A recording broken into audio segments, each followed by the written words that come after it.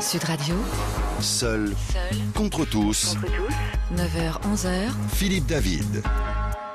Bonjour à toutes et à tous et bienvenue sur l'antenne de Sud Radio. Si vous nous rejoignez à l'instant, c'est Philippe David que vous accueillez. Bonjour Philippe. Bonjour Marc. Ça va ? En pleine forme. Le week-end fut bon ? Le week-end fut bon, mais pour commencer la semaine, on ne peut être qu'en pleine forme. Bon, eh ben écoutez, tant mieux, on en reparlera vendredi alors à ce moment-là. Bon, allez, 9h07, on commence, c'est le premier seul contre tous. Bon, vous connaissez le principe de l'émission, 0826 300 300, sudradio.fr. On va parler de la contraception et d'après ce que vous nous dites, on est en retard en France. Oui, on est très en retard, c'est aujourd'hui, lundi 26 septembre, la journée mondiale de la contraception.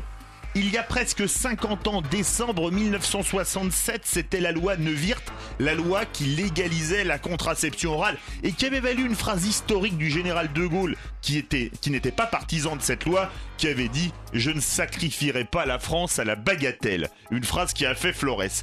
Il y a presque 50 ans, la loi Neuwirth et pourtant c'est un échec massif puisque chaque année il y a encore plus de 200 000 avortements en France. Alors oui, je le redis, contraception, on est en retard. En Île-de-France, une lycéenne sur 10 a déjà avorté et 1 sur 5 a déjà eu recours à la contraception. Enfin, 16% des étudiantes ne prennent pas la pilule par peur des problèmes de santé, ce qui m'oblige à le redire, contraception, on est en retard. Ce n'est pas normal que les chiffres ne s'améliorent pas, les causes étant multiples comme les pilules non remboursées ou encore les croyances archaïques. Contraception, on est en retard. Face à moi, Valentina Salona, conseillère en symptothermie, sexothérapeute et professeure de yoga, qui a 10 ans d'expérience en contraception écologique, et Tuc Duhalderville, délégué général d'Alliance Vita, association pro-vie militant contre l'avortement et l'euthanasie, et auteur du livre « Le temps de l'homme pour une révolution de l'écologie humaine » publié chez Plomb. Valentina Salona, bonjour. Bonjour Philippe David. Bienvenue sur Sud Radio. Vous êtes une personnalité outre-Jura puisque vous êtes en Suisse. Alors, oui. En Suisse peut-être aussi, contraception, on est en retard. Je dirais pas forcément parce que la Suisse en fait représente l'un des pays qui avance du point de vue des études sur le cycle menstruel et sur le cycle de la femme et notamment ici à Lausanne depuis l'endroit où je vous parle, il y a la fondation Symptotherm qui a mis en place le logiciel sympto.org qui est parmi les applications les plus sûres sur la fertilité au naturel, la contraception écologique et naturelle. Ah, on va en parler un peu plus tard de la contraception écologique et naturelle parce que comme c'est la journée mondiale de la contraception, on va se poser les questions qui fâchent et les questions également qui nous intéressent.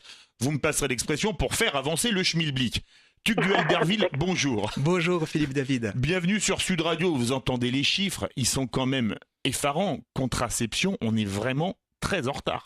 Je crois que vous avez raison de pointer la surprise que l'on a d'avoir un taux d'IVG, vous l'avez exprimé. Interruption volontaire de grossesse. Voilà, très très fort en France. Et effectivement, et c'est ce qu'on appelle le paradoxe contraceptif français. Et donc, il faut vraiment en prendre compte. Il est publié par les autorités sanitaires françaises. 72% des femmes aujourd'hui qui ont une IVG, c'est l'IGAS qui le dit. C'est sous contraception. Voilà. On va en parler un peu plus tard. Utiliser une méthode de contraception. Et donc, dans votre rôle aujourd'hui, dans votre parti pris pour la contraception, moi je dis attention à l'illusion d'une confusion entre l'efficacité théorique d'une méthode et l'efficacité pratique. L'efficacité théorique, elle peut être bonne et en réalité, on le sait, prendre tous les jours un médicament prescrit par un médecin, les femmes peuvent se lasser, les femmes peuvent oublier. 54% des femmes disent avoir oublié dans les 3 mois qui précèdent une pilule. Et donc, c'est une illusion de penser qu'un taux record, comme on l'a en France, d'usage de produits contraceptifs aboutit à peu d'avortements. C'est l'inverse qui se produit spécialement chez les jeunes. Et nous lançons donc une alerte en disant attention à ne pas faire croire qu'une dissociation absolue entre sexualité et procréation peut advenir. Parce que c'est contraire à ce qu'expérimentent les gens, les couples, les femmes. Et il faut peut-être effectivement davantage responsabiliser les hommes et les femmes à partir de la connaissance du cycle féminin qui est passé sous silence dans les méthodes chimiques contraceptives. Vous avez mis le doigt là où ça fait mal, Tuc Duhalderville. Il faut aussi responsabiliser les hommes parce que la contraception, c'est comme les enfants, ça se pratique à 2. Valentina Salona, En France, le nombre d'avortements ne baisse pas depuis la loi Veil sur l'IVG, c'est janvier 1975, donc ça fait 41 ans. Qu'en est-il en Suisse ? Alors en Suisse, du point de vue des chiffres, je pense que les choses commencent à s'améliorer puisqu'on assiste à une augmentation de la pratique justement des méthodes de responsabilisation dont Monsieur Derville parlait. Et en fait, même on a une baisse de la prise de la pilule contraceptive qui a été indiquée par les grandes sociétés pharmaceutiques ces derniers mois en fait. Et le mois d'août 2016, il y a même une étude américaine qui a pu démontrer en fait la validité des méthodes naturelles, notamment de l'observation claire des signes de fertilité dans le cycle de la femme, qui fait que le couple est engagé dans la responsabilité de la fertilité. Et comme vous disiez tout à l'heure, l'homme doit être engagé dans la fertilité du couple. Du coup, le nombre d'avortements baisse en Suisse ou pas ? Bonne question. Franchement, je pense que on est dans les mêmes chiffres que la France. D'accord, ça reste stable année. Mais oui. Ça reste stable année après année. Alors le sondage et la plateforme sudradio.fr, contraception, on est en retard. Dites-vous, c'est la prise de position de Philippe dans Seul contre tous. Eh bien, vous êtes d'accord pour l'instant à 64%, 36% de non. Quelques interventions que nous lirons dans quelques instants. Donc, avec ceux et celles qui ont envie de laisser des messages. Le numéro de téléphone pour nous joindre et participer au débat 0826 300 300. À tout de suite. Sud Radio. Seul contre tous. 9h-11h. Philippe David. La contraception, visiblement, on est en retard. C'est la prise de position de Philippe David. Il y a un commentaire, Philippe, de Harry sur sudradio.fr qui nous dit prendre la pilule pendant 20 ans, c'est le nouvel esclavage que certaines femmes considèrent encore comme une libération. Alors je vais poser la question à nos deux invités. Tiens, ça, on peut réagir. Je ferai réagir Tugduel Derville juste après sur la précédente question. Valentina Salona, par galanterie, je repars par Valentina Salona. Prendre la pilule, c'est l'esclavage ? Du point de vue idéologique, je trouve que oui. Ceci dit, il y a quand même une problématique face aux jeunes et face un peu aux femmes qui ont de la peine à s'assumer, à intégrer leur nature de femme, à revenir à une certaine responsabilisation. Donc d'un côté, oui, ça peut être un esclavage parce qu'on n'est pas dans la conscientisation de ce qui on est, de notre corps physique, de notre système cyclique, mais d'un autre côté, chez certaines femmes, s'oublier peut répondre à beaucoup de questions et donc ça peut être une libération. Être femme, c'est pas facile, on le sait. C'était, comment elle s'appelle, Simone de Beauvoir qui disait on ne naît pas femme, on le devient. Tugduel Derville, vous n'êtes pas née femme, ça se voit, vous avez la barbe en plus. Alors pour vous, la pilule, c'est un esclavage ? Moi, je ne sais pas s'il faut utiliser ces mots qui sont très forts, mais je crois qu'effectivement, il y a une lassitude.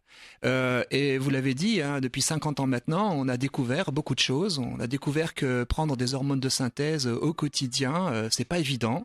Ça a des conséquences. Ça a des conséquences sur la libido, ça a des conséquences sur le cycle féminin qui est interrompu. Et un certain nombre de femmes s'interrogent légitimement sur effectivement, est-ce que c'est vraiment libérateur de dépendre d'une prescription médicale au quotidien pour réguler sa fécondité. Est-ce qu'il n'y aurait pas d'autres façons de faire qui respecteraient davantage ce que moi je peux appeler l'écologie humaine ? Et on le sait, il y a eu un certain nombre de scandales sanitaires, il y a eu, vous savez, le déremboursement des pilules. On parle de la Dépakine en ce moment, qui est un nouveau scandale sanitaire, et il y en a eu de nombreux auparavant. Oui, il y a eu le déremboursement en 2013 des pilules de 3e et 4e génération, parce qu'on avait découvert que, en tout cas pour quelques personnes, il y avait eu des effets gravissimes. Et donc, il y a une sensibilité aujourd'hui à l'écologie, au respect du corps, et je trouve que s'orienter davantage vers des méthodes naturelles, moins invasives pour le corps d'une femme, aurait un double avantage. Premier avantage, c'est effectivement de respecter cette féminité, le cycle naturel de la femme, dans lequel elle exprime, y compris sur le plan de la libido, du désir sexuel, des moments plus favorables que d'autres, plutôt que d'être, pardon d'expression, une sorte de castration chimique qui fait que finalement elle ne ressent plus les choses. Et puis aussi, ça aurait l'avantage de davantage responsabiliser les hommes. Parce qu'aujourd'hui, vous l'avez dit, sur les femmes que pèse cette régulation des naissances, et lorsqu'il y a un accident de contraception, et c'est pour l'essentiel à cause de ces accidents de contraception qu'il y a un très fort taux d'avortement en France, les hommes disent à leur compagne d'avorter.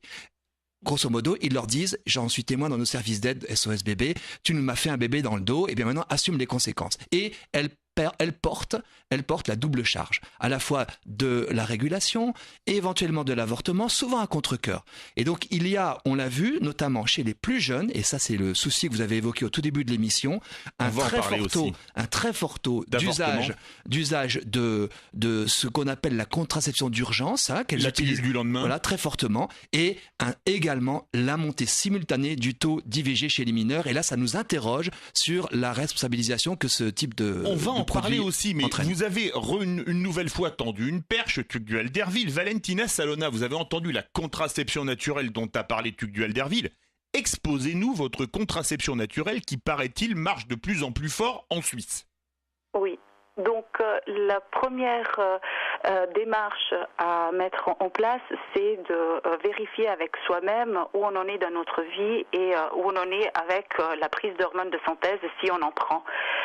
Ou bien même si on prend des contraceptifs mécaniques comme le stérilet en cuivre ou autre.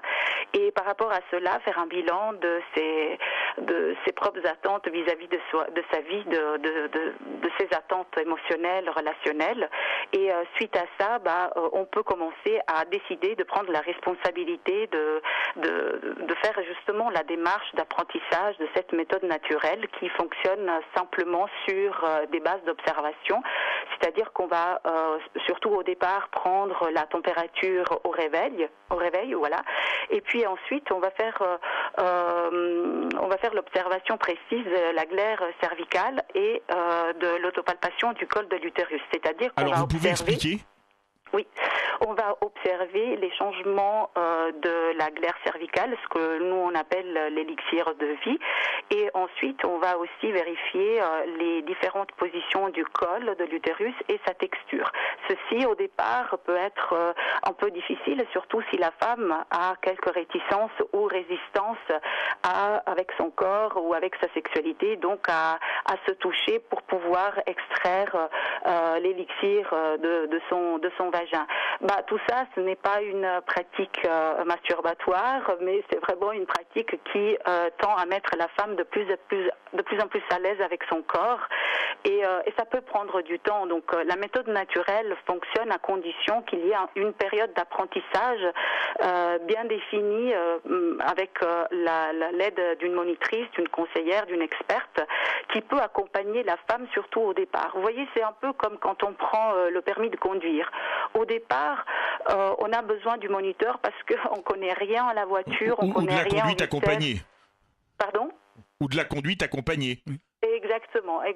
C'est de la conduite accompagnée au départ pour venir vers certains automatismes d'observation où la femme vient prendre conscience des réactions hormonales, psychochimiques de son corps et peut suivre facilement et sans doute Mais Valentina Salona, quel est le taux de succès ou le taux d'échec de votre méthode 100% écologique et naturelle, soit dit en passant.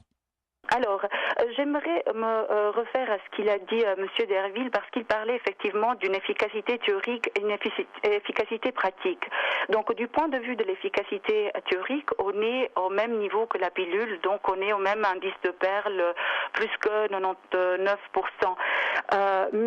Excusez-moi, 99 en français. Ah oui, exactement, 99. Et je suis italienne, en plus j'ai appris le suisse, donc merci de votre compréhension. Pas de souci. Et donc l'efficacité pratique, elle est tout aussi bonne pour autant que la femme soit vraiment engagée dans ses observations. Parce que je suis des femmes depuis 6 ans, 7 ans maintenant, et je remarque que quand il y a un désir d'enfant latent, elles régulièrement, comme elles peuvent oublier la pilule, elles peuvent oublier de prendre la température ou de s'observer. Donc Valentina Salona, je vais faire réagir Tugdual Derville parce qu'après on doit faire une nouvelle pause. Tugdual Derville, vous connaissiez la méthode de Valentina Salona ? Oui, tout à fait. Il y a en France un certain nombre de personnes qui utilisent et promeuvent ces méthodes. Il faut dire, et je rebondis sur ce que vient de dire Valentina Salona, il y a une ambivalence dans notre rapport à la sexualité et à la procréation. Et cette ambivalence, elle se traduit, ça vient d'être dit, par des oublis de pilules, qui souvent révèlent que dans un couple, il peut y avoir un désir mêlé de peur. Donc trop souvent, avec le système de la contraception hormonale, chimique, on bloque le système. Et quand intervient cet oubli de pilule, eh bien, les femmes je pense à une femme qui nous a dit, j'étais à la fois heureuse et terrifiée. Vous voyez, ce paradoxe. Des grossesses qu'on désire, on désire cet imprévu, en même temps, cet imprévu nous inquiète.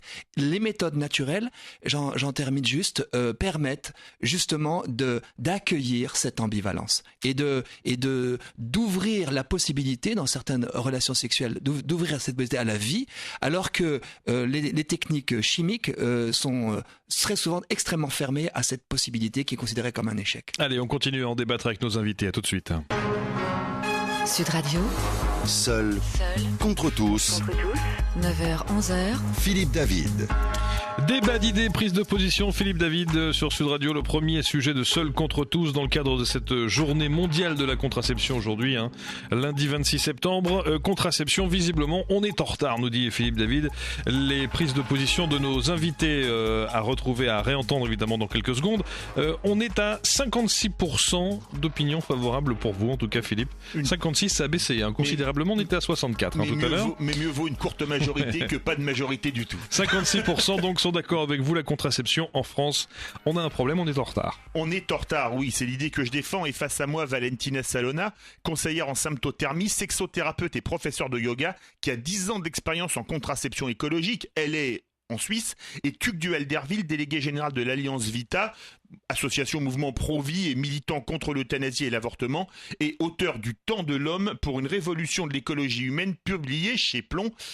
Valentina Salona, on a parlé des méthodes naturelles. Vous avez dit que votre méthode a un taux de réussite à 99%, ce qui est à peu près l'équivalent de la pilule ou du stérilet. Rassurez-moi, c'est la seule méthode naturelle, parce que il y a comme méthode le retrait, par exemple, mais c'est loin d'être la méthode la plus fiable, on va dire ça comme ça. Disons que ce n'est pas considéré parmi les méthodes naturelles fiables. Au contraire, on la déconseille pour des raisons simplement techniques, parce que effectivement l'homme pourrait avoir quelques soucis dans le contrôle de son éjaculation, parce qu'on parle de cette fameuse goutte du bonheur, notamment chez les adolescents qui sont face au développement de leur sexualité, qui peuvent pas forcément encore gérer le cycle de la testostérone d'une manière fiable.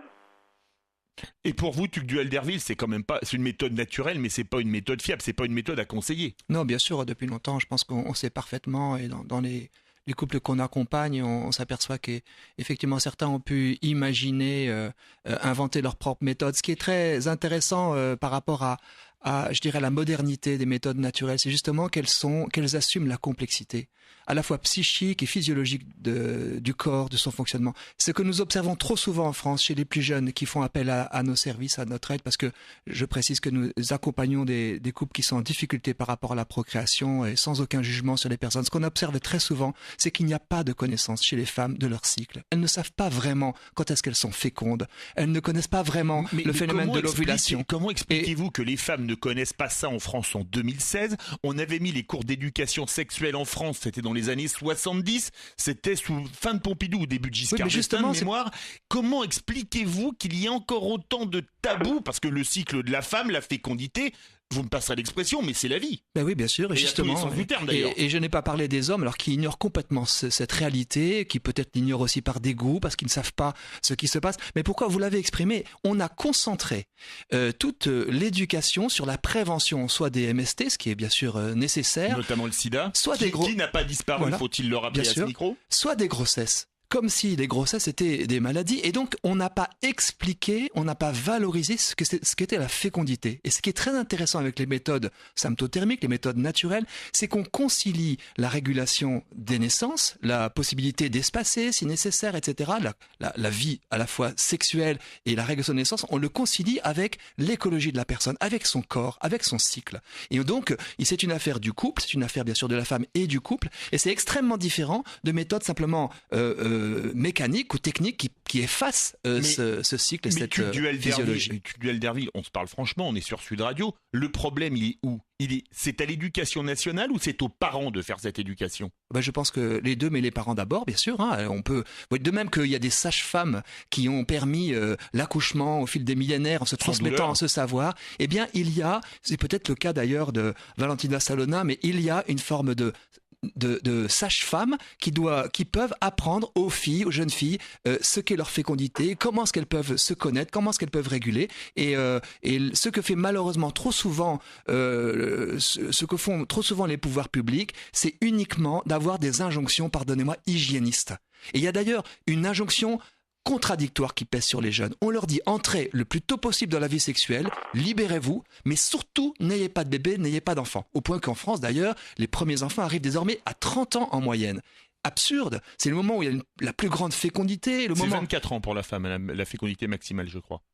Oui, ça fait 24 ans. Et aujourd'hui, en France, le premier enfant, en moyenne, c'est au-delà de 30 ans. Vous voyez qu'on dissocie artificiellement cette relation sexuelle de la fécondité, comme si c'était un problème associé à la relation sexuelle, plutôt que d'unir les deux, alors que les désirs les plus profonds, spécialement des jeunes filles, est une unité entre leur vie affective, leur vie sexuelle et l'éventuel engagement dans l'amour durable qu'elle désire. Il y a d'autres facteurs qui rentrent en ligne de compte. On sait qu'aujourd'hui, il y a beaucoup de gens qui pensent carrière, donc qui sont beaucoup plus carriéristes. Il y a la libération de la femme dont on parle constamment, l'égalité des sexes, etc. Donc le fait d'avoir des enfants à 30 ans, c'est pas extrêmement choquant. Hein. C'est pas quelque chose qui est... Disons que l'horloge biologique tourne, et donc nous retrouvons avec des femmes parfois de 40 ans et plus qui découvrent qu'elles n'ont pas mis en route cette fécondité à laquelle elles aspirent, alors qu'il est un peu tard. Et donc il y a effectivement, je crois, une nécessité très forte d'un féminisme qui concilie ce désir de fécondité et d'engendrement légitime, naturel, en tout cas pour beaucoup d'entre elles,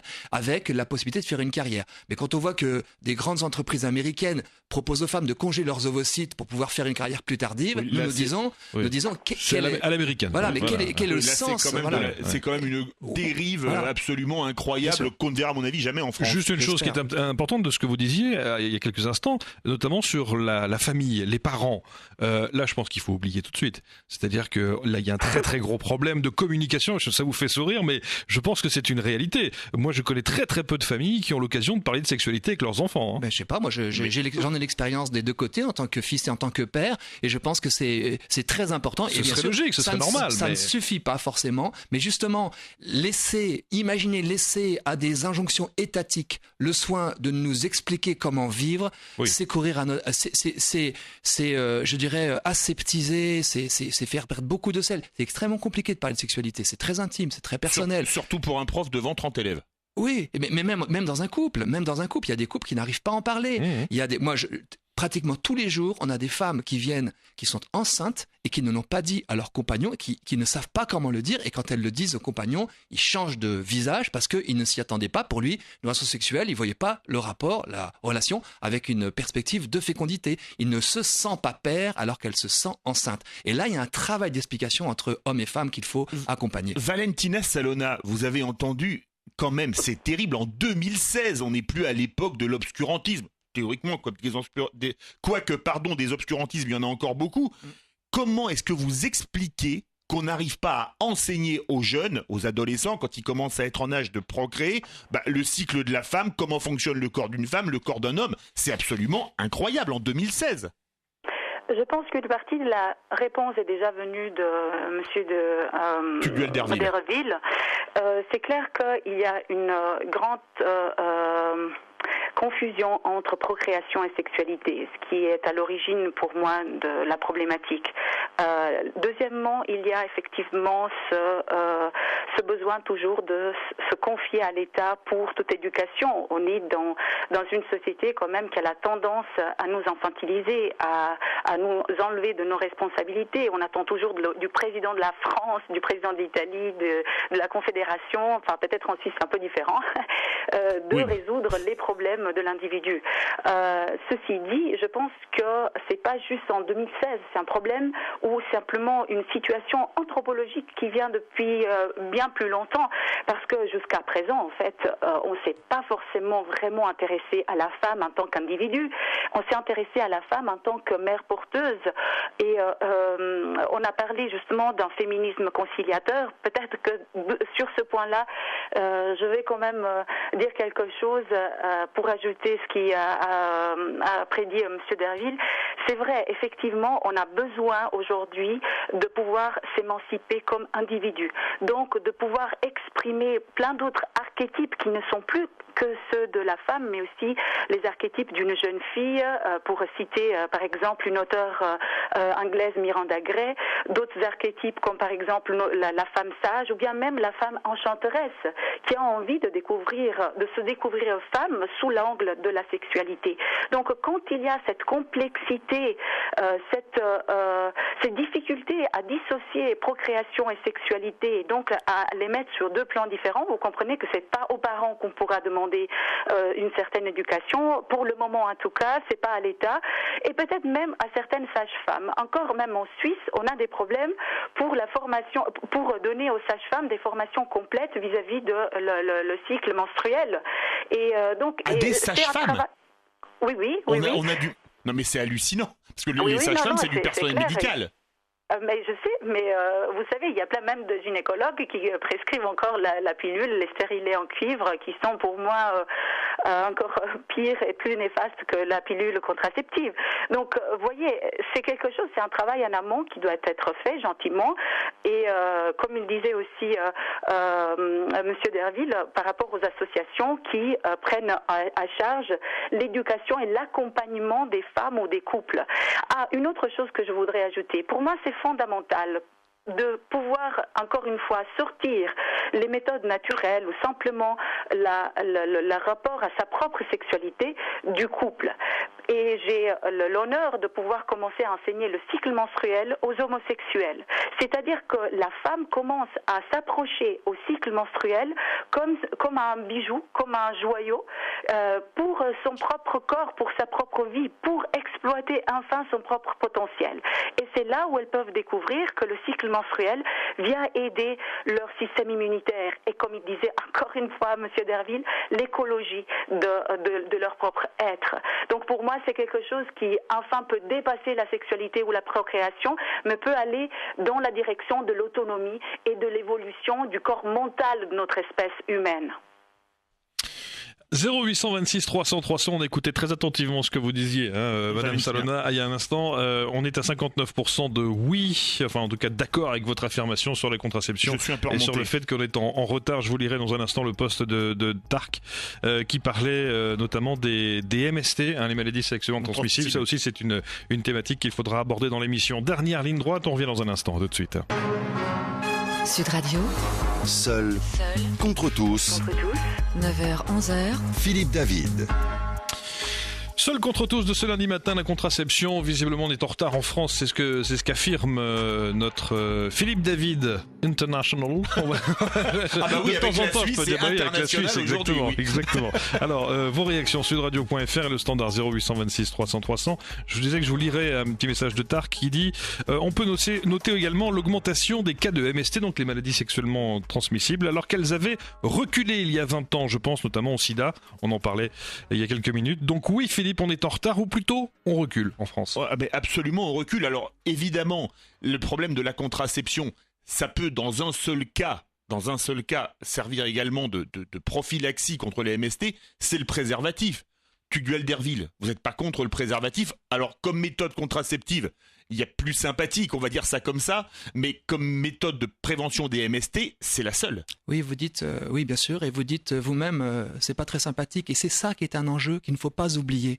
C'est-à-dire que quand on dit, je pense notamment... Je le dis, mais je pense que 99% des hommes, et même peut-être des femmes, le diraient aussi. Hein. Et vous voyez, mais c'est très emblématique, c'est-à-dire que il y a, dans la façon dont on parle de sexualité aux jeunes, de manière à la fois étatique, de manière avec des slogans, avec des campagnes, on leur demande de se protéger, de se protéger, de se protéger. Et en fait, quel impact cela a sur leur regard par rapport à la sexualité, à la fécondité et au corps. Et on s'aperçoit qu'il y a eu une corrélation entre la montée des MST et le déploiement du discours tout contraceptif. C'est le grand paradoxe. Et d'ailleurs, je me disais, en pensant au retard, en fait, on a peut-être deux regards complémentaires sur le retard. Vous dites, sauf erreur de ma part, il faudrait en faire plus sur la contraception. Absolument. Moi, je dis, on est déjà dans le record du monde en France. On est à 90% d'usage de contraceptifs par les femmes. On va dans plein de méthodes différentes. Et pourtant, le taux d'avortement ne baisse pas. Voilà. Le nombre d'avortements ne baisse pas. Et c'est la preuve qu'on fait pas assez. Non, justement, moi je dis parce qu'on en fait trop. On en fait tellement que finalement, on aboutit à des pratiques à risque, à des pratiques irresponsables. On le voit très bien, hein. Les jeunes gens, ils font un test de sida, ils vérifient, ensuite ils enlèvent le préservatif, après ils ont des grossesses imprévues, après il y a un avortement. On s'aperçoit que le discours sur une sorte de libération entre guillemets sexuelle se passe très souvent au détriment des filles qui doivent être disponibles, qui doivent passer, je dirais, à l'acte quand souvent elles ne le désirent pas parce que c'est partie des rites initiatiques à leur âge, et à l'arrivée avec des conséquences, beaucoup d'avortements chez les mineurs et des MST qui augmentent. Et là où je peux reconnaître que nous sommes en retard, c'est bon, on est en retard sur des méthodes nouvelles, des méthodes plus modernes, celles qui est évoquées en Suisse mais qui existent aussi en France ou ailleurs, des méthodes qui réconcilient... c'est sûr que les méthodes sont internationales là. Bien sûr, qui réconcilient les femmes et les hommes avec leur physiologie, avec leurs différences. Et là, il y a peut-être effectivement un autre type de retard où je vous rejoindrai en disant voilà, il y a 50 ans maintenant que on utilise décembre 67. Voilà, les promoteurs, notamment puisque c'est le sujet qui mobilise beaucoup pour moi, parce que je pense que tout avortement est un échec, une souffrance, et je juge absolument pas les femmes. J'accompagne des femmes qui ont vécu l'avortement. Je pense qu'il faut écouter tout ce qu'elles nous disent, tout ce qu'elles expriment. Eh bien, trouver une autre solution, une véritable prévention de l'avortement, trouver une régulation des naissances qui soit compatible avec la vie des couples. Voilà ce que je pense on peut tous souhaiter. Alors, petit message sur radio.fr de Dari qui nous dit: le planning familial, qu'il soit en France, en Allemagne, en Suisse ou dans toute l'Union européenne, n'explique jamais aux filles, aux femmes, leur cycle. C'est là le scandale après tout. Ah ben on va demander à Valentina Salona, parce que Harry a cité la Suisse. Je vais vous faire réagir également sur le message de Tark. Dites-moi, le préservatif, c'est quand même pas la panacée en termes de méthodes contraceptives. Par contre, ça a au moins le mérite de protéger des MST, Valentina Salona. Oui, effectivement, mais même pas toutes les MST. Il y a la transmission des fameux condylomes qui n'est pas forcément empêchée par l'utilisation du préservatif. Et ensuite, il y a la problématique de ce qu'on dit en Suisse, la capote qui pète. C'est-à-dire que, effectivement, beaucoup de... La rupture de préservatif, on dit ça en France. Oui, voilà, exactement. Pour plusieurs raisons. Ça peut être à cause de la sécheresse vaginale, de la taille du pénis, etc. Il y a des préservatifs qui, effectivement, même s'ils sont de bonne marque, explosent. Et du coup, là, on est face à des risques non seulement de grossesse, mais effectivement de maladies sexuellement transmissibles. Et vous avez entendu ce qu'a dit Harry. Est-ce que en Suisse, dans les plannings familiaux, on n'explique pas le cycle de la femme aux femmes qui viennent avorter ? Oui, malheureusement, c'est vrai. C'est pour ça que je vous dis, d'un côté, on est avant-gardiste parce que c'est justement en Suisse que la méthode de la symptothermie moderne avec l'application sympto.org est mise au point, et du point de vue historique, c'est complètement nouveau parce que tous les indices de fertilité sont réunis sur un logiciel didacticiel le plus sûr au monde, mais d'un autre côté, effectivement, il y a encore l'arrière-garde, les conservateurs qui ont encore, si vous voulez, besoin de la protection du savoir médical en vigueur pour pouvoir exercer. Et donc, c'est vrai que dans le planning familial, on conseille directement la pilule aux jeunes filles et je rebondis là-dessus. La pilule n'est pas là pour protéger des MST. Donc, souvent, les filles elles font beaucoup de confusion par rapport à ça. Hein. Oui, la pilule ne protège pas du sida. Par exemple, Tuc Duel d'Herville. Vous avez entendu Valentina Salona. Pas d'enseignement dans les plannings familiaux suisses. C'est la même chose en France ? Oui, je pense moi j'ai eu pas mal de débats avec des personnes du planning ou d'ailleurs, et au fond, il y avait chez elles une forme de désillusion parce qu'elles pensaient que la libération aboutirait à des IVG marginales, à une harmonie absolue dans les couples. On s'aperçoit que c'est pas le cas. Les couples souffrent encore, y compris de malentendus autour de la fécondité. Et du coup, j'entendais des gens qui disaient mais il faut tout, il faut à la fois la pilule, le préservatif. Et puis les jeunes disaient, si on met un stérilet, qu'on prend la pilule, que le mari prenne des préservatifs ou le monsieur, là il y a peu de risque de tomber enceinte théoriquement. hein. Oui, mais ça fait un peu beaucoup et il y a une lassitude. Il y a un désir profond quand même de ne pas dépendre d'un matériel. Enfin, la sexualité, c'est naturel. La grossesse aussi, c'est naturel. Ce n'est pas une maladie. Est-ce qu'on peut pas espérer tout de même au XXIe siècle, avoir des techniques, des méthodes qui ne soient pas médicalisées lorsqu'il s'agit de réguler la fécondité. On va parler des sujets qui fâchent. 50 ans, presque 50 ans, à un an près après la loi Neuwirth, une Française sur 3 a déjà eu recours à l'avortement, une lycéenne sur 10 en Île-de-France a déjà avorté et une sur 5 a déjà eu recours à une contraception d'urgence.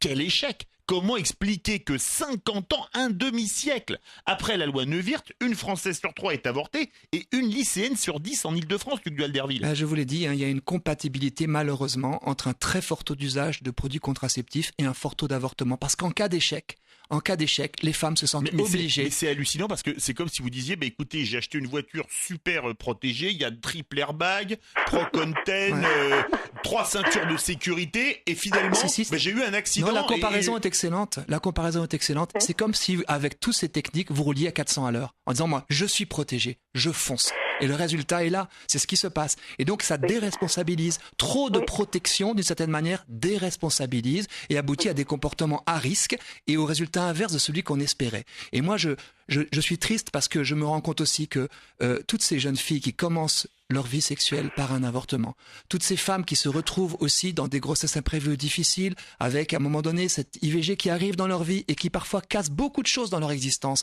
sur le plan de leur relation conjugale, sur le plan de leur sexualité, de leur image d'elles-mêmes. Toutes celles-là ont souvent des larmes qui sont interdites, elles ne s'autorisent pas à exprimer leur souffrance parce qu'on leur dit, on les culpabilise, on les infantilise, c'est parce que tu as oublié ta pilule, c'est de ta faute. Et moi je dis non, c'est absolument normal que quand on prend un produit tous les jours, à un moment donné, un jour ou l'autre, on l'oublie. Ça fait partie malheureusement du recours naturel à ces techniques. À un moment donné, on l'oublie et c'est pour ça qu'il faut peut-être trouver d'autres systèmes. Valentina Salona, vous avez entendu les chiffres, 50 ans ou presque après la loi Neuwirth, une Française sur 3 a déjà avorté. En Île-de-France et la région parisienne, une lycéenne sur 10. Quel échec! Quel échec! Oui, je pense que par rapport aux chiffres, on n'est pas très loin de ça en France, en Suisse. Je trouve en fait que c'était très beau d'affirmer que la fertilité, la fécondité n'est pas une maladie et que l'excès de protection crée des dégâts. Parce qu'encore une fois, on remet ailleurs, à l'extérieur de nous et de notre responsabilité, notre sécurité. Et c'est là le cœur de notre problématique et de la situation actuelle de l'Occident, mais de l'Orient aussi. Une chose que j'aimerais rajouter, c'est aussi la responsabilité de l'homme. C'est-à-dire qu'on sait qu'effectivement, quand une femme doit passer par l'expérience de l'IVG ou bien d'une violence ou autre, on parle jamais de la douleur de l'homme. Beaucoup d'hommes se trouvent face au fait que la femme, par exemple, décide de garder l'enfant et que lui, même s'il n'était pas assez responsable pour assumer lui-même la fertilité, donc pas juste d'éjaculer, il se retrouve confronté à une réalité qu'elle est fortement discriminatoire vis-à-vis de l'homme. Parce que dans l'éducation de la femme, je suis convaincue qu'on doit s'occuper de l'éducation de l'homme, pouvoir lui donner la possibilité d'exprimer ses émotions, de se construire dès le départ aussi face à ses propres faiblesses, face à ses propres envies. Parce que, encore une fois, s'il éjacule, parce que tout ce qu'on demande aux jeunes garçons, c'est quoi? Qu'ils doivent être forts, qu'ils doivent s'occuper du nid futur, qu'ils doivent tenir tête à la carrière, qu'ils doivent s'occuper de la famille, qu'ils doivent être forts, qu'ils doivent aller à la guerre, pour citer un peu des mots un peu archaïques. Mais en fait, on les laisse complètement dépourvus de tout outil de responsabilisation. Donc, dans une démarche de conscientisation de notre potentiel fertile et de notre être conscient, les hommes doivent être informés et doivent avoir leur droit au non. C'est-à-dire que s'ils veulent pas un enfant, ils doivent pouvoir avoir le droit de dire non bien avant l'éjaculation, mais il faut les éduquer pour ça. Vous voyez un peu ma position aussi. C'est pas que les femmes qui souffrent d'un enfant qui vient au monde ou pas. Il y a les hommes aussi qui souffrent d'une décision qui finalement touche que la femme. C'est que la femme qui décide à la fin si garder un enfant ou pas. Donc, j'aimerais quand même Duel d'Herville veut réagir, Valentina Salona. Oui, non, juste, je rebondirais sur ce qui vient d'être dit par Valentina Salona. Effectivement, nous, on accompagne beaucoup d'hommes qui se trouvent extrêmement dépourvus parce qu'ils n'avaient pas imaginé qu'une relation sexuelle pouvait aboutir à une grossesse. Et Les hommes se renseignent pas auprès de leur compagne s'il y a des sous-contraceptions, etc. Il y a eu un oubli de pilule et donc il pensait être garanti à 100% contre le fait d'être père. Il se retrouve père, il ne le ressent pas et nous essayons de les accompagner dans une vraie souffrance qu'il faut entendre effectivement. Mais pourquoi est-ce qu'il y a cette souffrance ? Parce qu'il n'y a pas eu de dialogue avant. Parce que la technique a effacé tout dialogue. Encore une fois, que de tabous en 2016. Voilà. Et sans entretenir de stéréotypes, je dirais que d'une manière très courante, la femme a au fond d'elle très souvent un désir de cette fécondité. Et à un moment donné, on parle d'ailleurs d'oubli ambivalent de pilule. Mais elle croit que son compagnon va réagir comme elle, et très fréquemment il réagit au contraire avec beaucoup de souffrance et donc de rejet, voire de violence, et leur couple explose, et au fond, la naissance de cette vie, qui est liée à leur relation sexuelle, aboutit à la séparation du couple, et la femme donc dit à l'arrivée, je perds sur les deux plans, parce que souvent elle avorte et elle perd son compagnon. Eh bien, écoutez, ce fut un débat absolument passionnant. Marc Leval, où en est-on ? Alors écoutez, ça n'a pas énormément évolué. On est resté au stade des 58, entre 58 et 60% à être d'accord avec vous, car visiblement, on l'a bien entendu en France, comme en Suisse apparemment, ou partout dans la communauté européenne, il y a encore un gros problème sur la contraception, sur la communication et sur l'éducation autour de cette contraception. Justement, il reste beaucoup à faire, et notamment celle